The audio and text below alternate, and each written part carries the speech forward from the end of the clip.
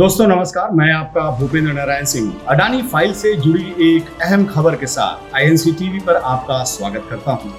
खबर उस वक्त की है जब अडानी ग्रुप ने अपने ultra super thermal power plant के लिए झारखंड के गोड्डा में जमीन हासिल की। पावर प्लांट जिस जमीन पर बना है वो जमीन आदिवासियों की थी और उसे जिस अंदाज में अडानी ग्रुप ने हासिल किया था उसके बारे में बीबीसी ने विस्तार पूर्वक बताया है। बीबीसी के मुताबिक अडानी ग्रुप ने बीजेपी सरकार की मदद से कल बल और छल से आदिवासियों की जमीन पर कब्जा किया था।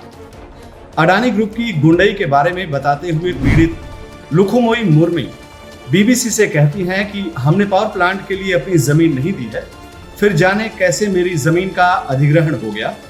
31 अगस्त को अडानी कंपनी के लोग सैकड़ों पुलिस वालों और लठैतों के साथ मेरे गांव आए और मेरे खेत पर जबरन कब्जा करने की कोशिश की। उन लोगों ने मेरी धान की फसल बर्बाद कर दी और बुलडोजर चलाकर सारे पेड़ पौधे उखाड़ दिए।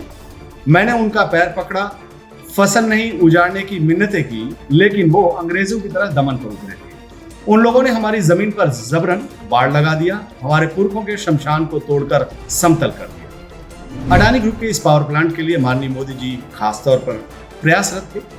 पावर प्लांट से पैदा की जाने वाली बिजली सीधे बांग्लादेश को भेजी जानी थी और इसके लिए प्रधानमंत्री श्री नरेंद्र मोदी ने उस वक्त पहल की थी जब वो साल 2015 में बांग्लादेश के दौरे पर गए थे। बाद में जब बांग्लादेश की प्रधानमंत्री शेख हसीना दिल्ली आई तो करार पर मुहर लगा और उसके बाद शुरू हुआ अंग्रेजी राज के स्टाइल में जमीन पर जबरन कब्जा का सिलसिला। अडानी ग्रुप के हाथों अपनी जमीन गंवा चुके रिटायर्ड शिक्षक रामजीवन पासवान बीबीसी को अपनी आपबीती बताते हुए कहते हैं कि फरवरी महीने में अडानी समूह के कुछ लोग मेरे खेत पर आए, मुझे मेरी जाति को लेकर गालियां दी और कहा कि इसी जमीन में काटकर गाड़ देंगे। मेरी जिंदगी में पहले किसी ने ऐसी गाली नहीं दी थी। मैं इस घटना को भूल नहीं पाता हूँ। मेरे घर पर ईंट पत्थर से हमला कराया गया और जब पुलिस इस मामले में कोई कार्रवाई नहीं कर रही, जिस पावर प्रोजेक्ट के पीछे सीधे सीधे प्रधानमंत्री का हाथ हो, जिस पावर प्लांट को जमीन मुहैया कराने के लिए केंद्र और राज्य सरकारें कमर कसे हों, वहां पुलिस और प्रशासन की हालत क्या होगी, इसका अंदाजा लगाना कतई मुश्किल नहीं है। वैसे इस बात का अंदाजा आप भी नहीं लगा सकते हैं कि अडानी ग्रुप को खुश करने के लिए गोड्डा प्रशासन ने एक जिंदा शख्स को स्वर्ग तक भेज दिया।